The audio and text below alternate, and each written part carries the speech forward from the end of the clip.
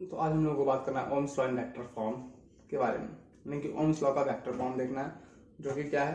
तो Ohm's law का vector form क्या है, J इक्वल्स टू सिग्मा ए, जिसे हम equivalent form of Ohm's law भी कहते हैं।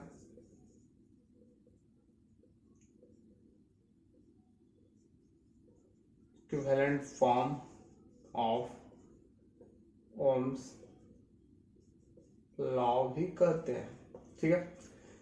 तो इसे हमें देखना है, इसका एक्सप्रेशन प्रूफ करना है, बट इससे पहले हम कुछ डेफिनेशंस को देख लेते हैं, ठीक है। तो चलिए शुरू करते हैं कुछ डेफिनेशंस। जैसे कि सबसे पहला डेफिनेशन जिसके बारे में जानना है, जिस टर्म को जानना है, वो है हमारा रेजिस्टेंस। तो सबसे पहले हम रेजिस्टेंस को देखेंगे।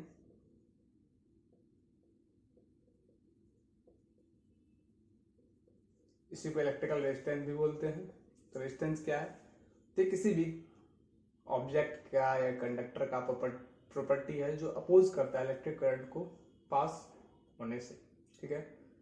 यानी कि तो क्या लिखते हैं इसको, तो रेजिस्टेंस, तो it is the property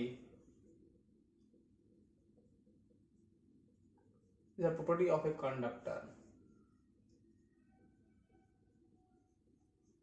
conductor, by which it opposes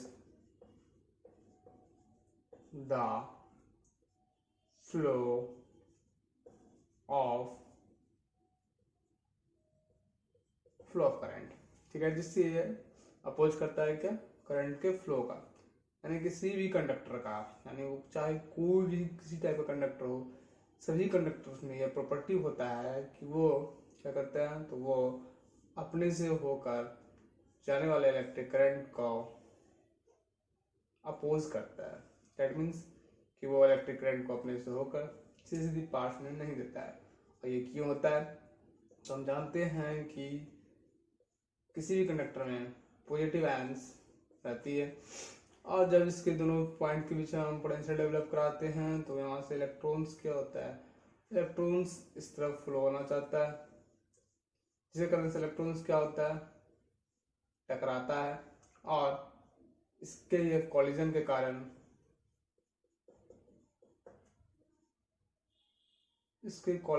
कारण हमारा इलेक्ट्रॉन्स सीधा सीधा इलेक्ट्रिक से पास नहीं होता, और रिजल्ट में क्या बनता है, collision result to form resistance, ठीक है। तो ये हम पढ़ चुके हैं, जान चुके हैं। आप इसका न्यूमेरिकली वैल्यू, तो numerically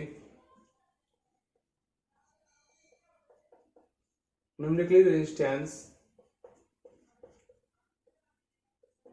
is equal to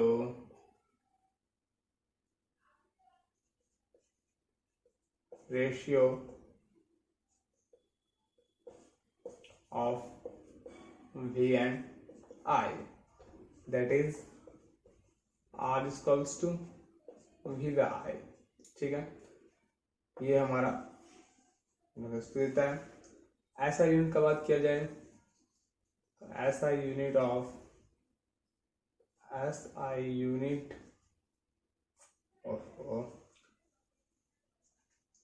SI unit of resistance पूछा है बोर्ड में। Resistance is small o h and m, ध्यान रखना इस बात को हमें, और सिंबल तो सबको पता है। इसके बाद करते हैं हम dimension of resistance.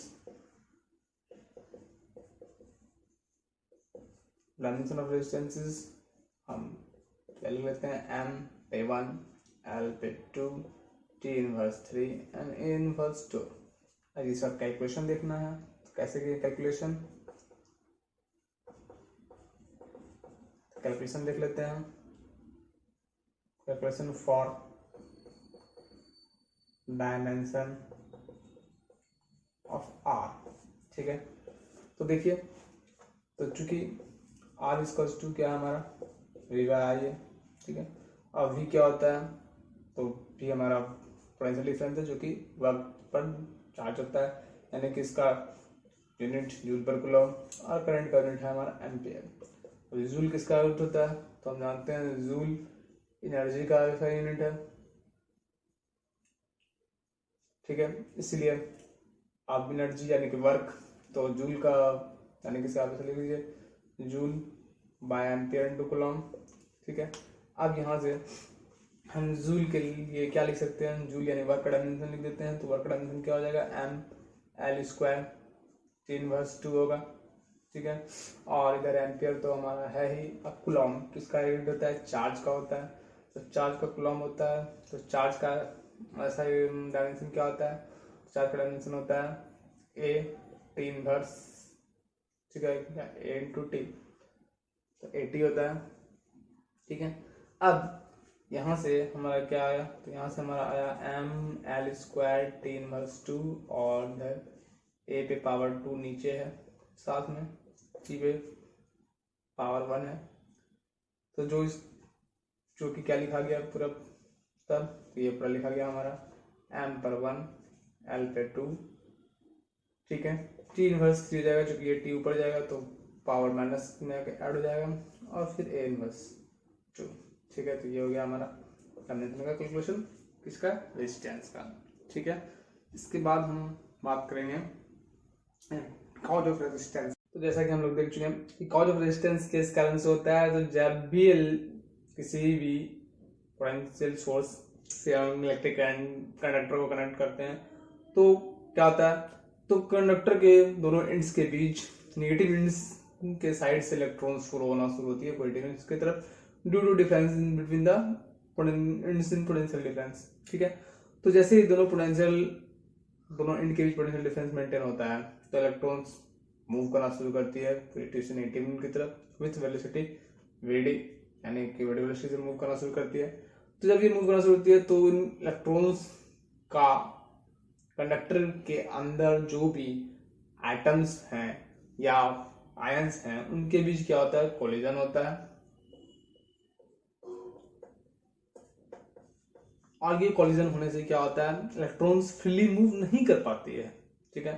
Electrons freely move नहीं कर पाती है जिसके कारण से क्या होता है, रेजिस्टेंस का ऑफर्ड होता है, ठीक है, इसी को हम रेजिस्टेंस कहते हैं। तो कॉज ऑफ रेजिस्टेंस सिंपल है, the cause of resistance in conducting wire arises due to frequent collisions of free electrons with the ions और एटम्स ऑफ द कंडक्टर, ठीक है। तो ये जैसे ही फ्री इलेक्ट्रॉन्स निकलता है तो वो पॉजिटिव आयंस को बनाएगा, चूंकि इलेक्ट्रॉन्स कहीं बाहर तो नहीं आ रहा है, वो कंडक्टर के अंदर ही मौजूद होता है, ठीक। तो यहाँ पे किसी को दिक्कत नहीं होना चाहिए आई थिंक, ठीक है। तो फैक्टर जिस पर हमारा रेजिस्टेंस डिपेंड करता है, सबसे पहला फैक्टर है जिस पर हमारा रेजिस्टेंस डिपेंड करता है वो क्या है, लेंथ, ठीक है। तो resistance is directly proportional to length of the conductor, चूंकि जितना ज्यादा लेंथ होगा, ठीक है, जितना ज्यादा लेंथ होगा इलेक्ट्रॉन्स को क्या होगा, रेट ऑफ कोलिजन उतना बढ़ेगा, यानी कि more length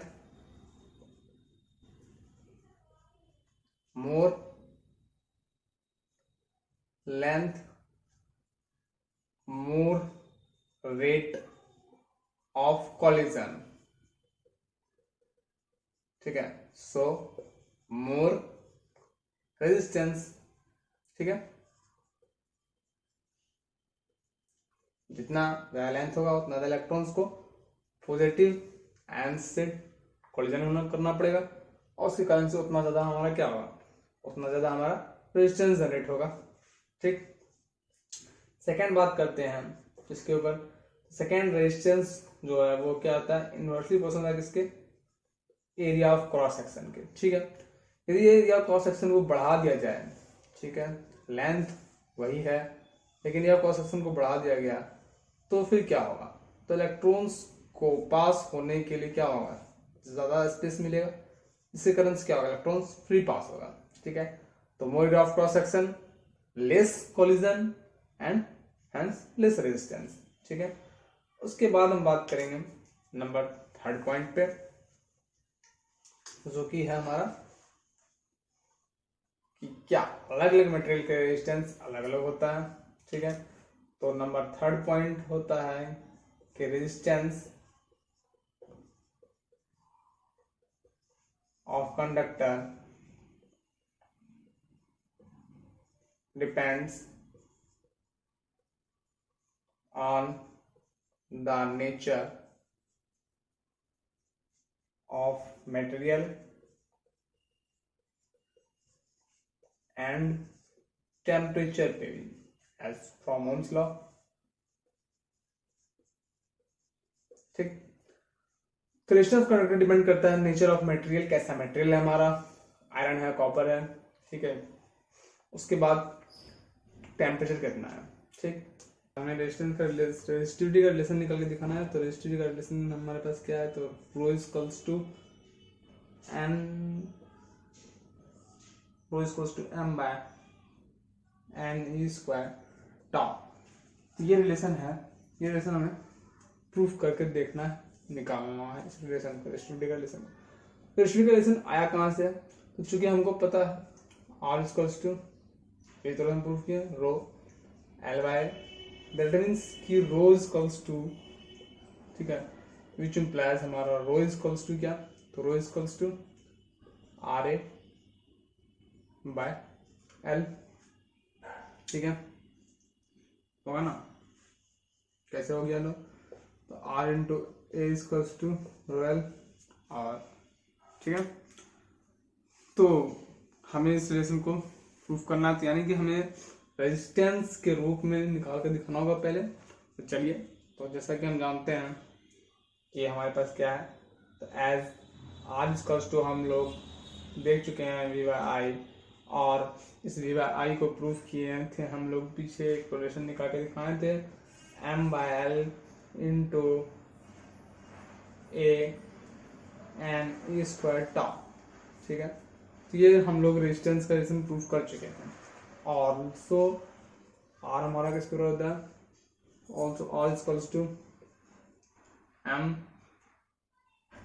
bye N square tau into L by A लिख सकते हैं हम इसको, ठीक है, इसे तो तोड़ दिया हम, ठीक। ऑल्सो हमारे पास था आर इक्वल्स टू कितना, तो यहाँ से रो इंटू एल बाय ए, तो यहाँ से हम देख सकते हैं कि ये इस इक्वेशन एक्सप्रेशन को कंपेयर करने के बाद इसको 1/2 मान लेते हैं, ठीक है ना। तो on comparing first and second, first में कंपेयर करते हैं तो देखते हैं हम कि ये हमारा जो है पोर्शन कौन रो ले लिया है, तो इसलिए सीधा से हम यहाँ से लिख सकते हैं इसको डायरेक्ट कंपेयर करा करके कि m by n E square टा इंटू एल बाय ए बराबर कितना हमारा रो एल बाय, ठीक है। और यहाँ से डायरेक्टली हम लिख सकते हैं rho equal to N square टा, 10। बहुत ईजी सा एक्सप्रेशन था, आ गया हम लोग का रो का एक्सप्रेशन।